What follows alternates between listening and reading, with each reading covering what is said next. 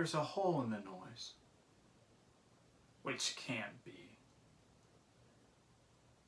It's weird it is, sitting out there in the trees or somewhere out of sight.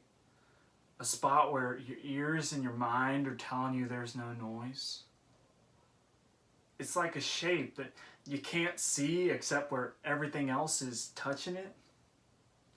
It's a hole, and everything that falls into it stops being noise, stops being anything, just stops altogether. It's not like the quiet of the swamp, which is never quiet, but it's less noisy. But this is a shape of nothing, a hole where all the noise stops, which is impossible. There comes a time in the lives of many where the world changes as they know it. The person they were can be no more. In that moment, they must step up and face the unknown. The uncertainty during those times is almost tangible. Todd Hewitt didn't know it, but when he heard the hole in the noise, that would be his moment. The Knife of Never Letting Go teaches us that we can't control the things in life that are uncertain, but we can control how we react to them. The following text contains suggestions of profane language and violent themes. The Knife of Never Letting Go by Patrick Ness. There's no such thing as silence. Not here, not nowhere. I am Todd Hewitt. I am 12 years and 12 months old. I live in Prenticetown in the New World. I'll be a man in 1 month's time exactly. As I arrive outside my house, I hear Ben's noise humming. So I take a turn and I head toward him.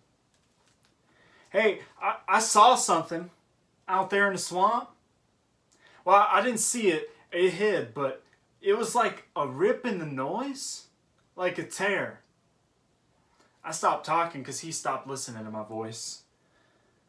Ben's just looking at me and looking at me till finally, oh my God, we have to get you out of here right now. Don't think it. You cover it up with your noise. You hide it. You hide it as best as you can. He's grabbing my shoulders as he's saying it, squeezing me tight enough to make my blood jump more than it already is. What the F's going on? I say. I don't say F now, do I? Because it seems the situation calls for something a little more serious. But he don't say nothing. Ben's face tightens up with fear. Fear I can hear loud as a shout in his noise. He doesn't yell at me for F either, which somehow makes the whole thing worse. He takes off towards the house running. Actually running. Ben's busts in the back door, starts pulling boards from the floor. He pulls out a rucksack, an old one I thought I'd lost. He goes to the pantry, starts throwing dried fruits and food into it, ties it shut, and hands it to me. I take it and I put it on. Come on! He's dragging me out of the room as we get to the back door. We hurry across our fields and we're inside the trees with the river 100 feet away. Wait! I'm not leaving. Not until you explain something. Ben's face gets real grim.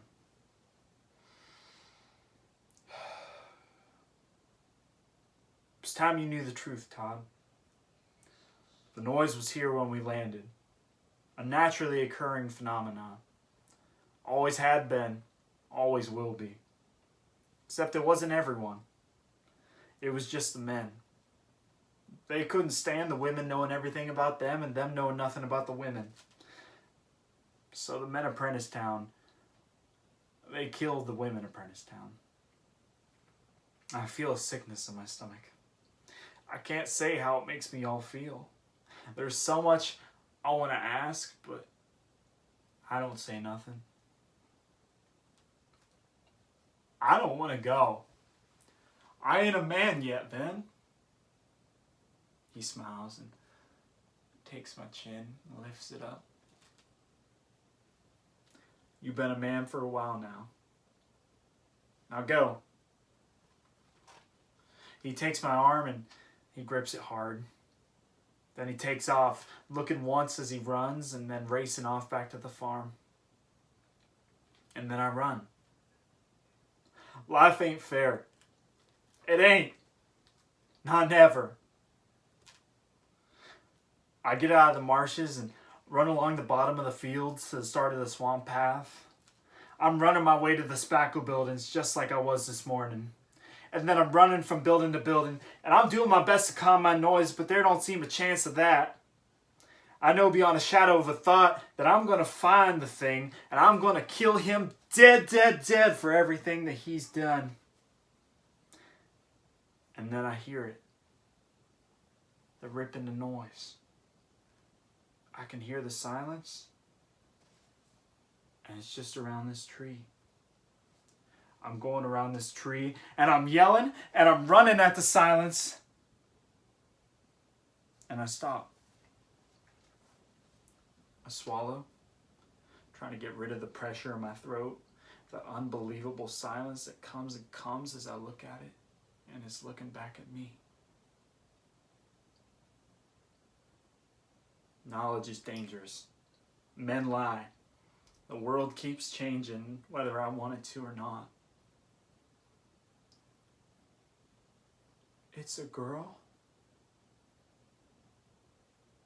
It's a girl.